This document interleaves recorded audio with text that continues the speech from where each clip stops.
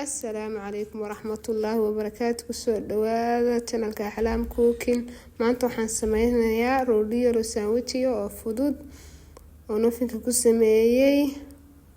waatan markaan soo kala jaray.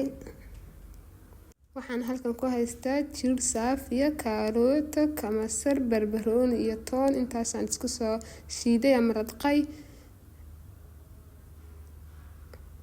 waxaan kala halkan ku haystaa 3 xabo oo basala aan soo yareeyay iyo hilibkii shiidnaa iyo xawaashiyo badan oo isku jira iyo milix, mulqacad milixa. waa tan roodhidii aan mar hore xashtay 2 saacadood baan ka maqnaa, sidaas ay igu soo faxday.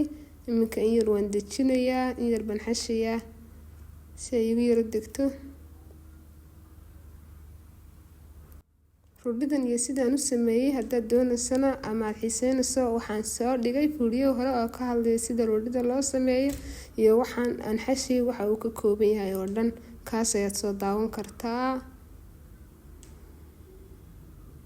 yar baan isdhexgelinayaa iyo xashaya.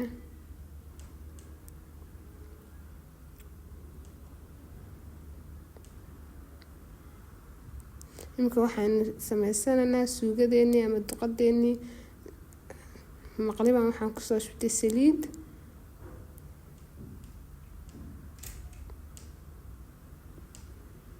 waxaan ugu horeysiinaya aan ku darayaa 3 xabbe basasha aan soo jarjartay iyadaan ilaa 5 daqiiqo 6 daqiiqo sugaya inay yara casaato ay yara bislaato.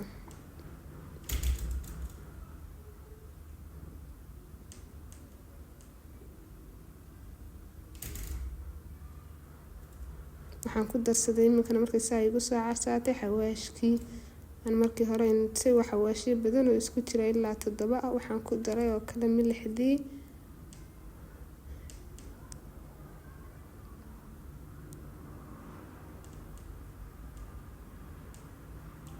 waxaan ku darayaa duqadii ama hilibkii shiidnaa.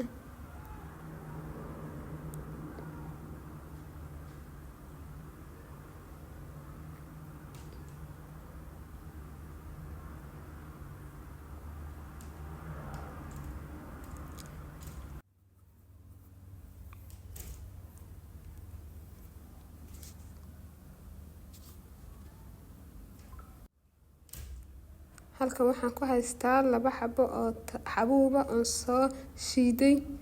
intaasaan ku darayaa, si fiican baan isku dhexgelinayaa, isku walaaqayaa. waxaan kaloo haystaa qasaac ama tamaandho 2 mulqacadood iyagana waan ku daray.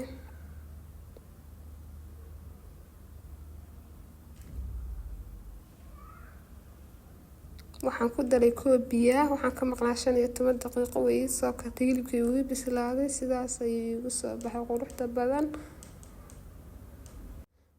iminkana waxaan fidinayaa roodhidii hilibkii shiidnaa ee noo soo baxay ayaan dhexda u dhigayaa 2 mulqacadood.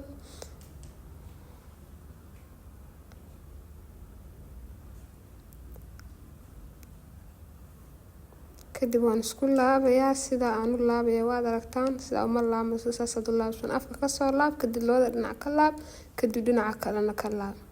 iyana ka furan waa inaad adkaysaa.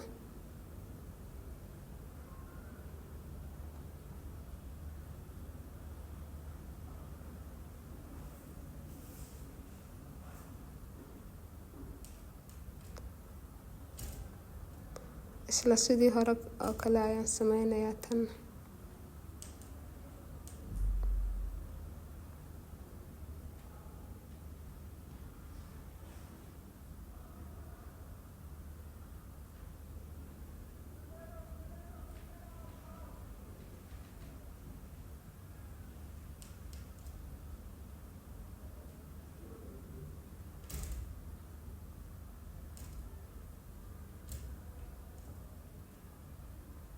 tan xagga sare ayaan iga tusayaa.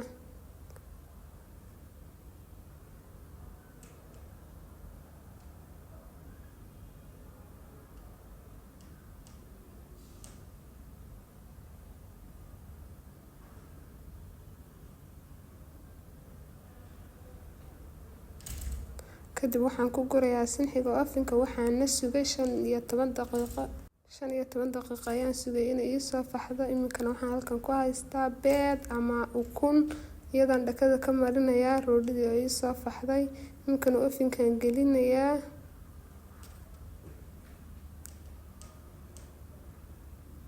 Wataa sidaas quruxda badan ayaa iigu soo baxday roodhidii.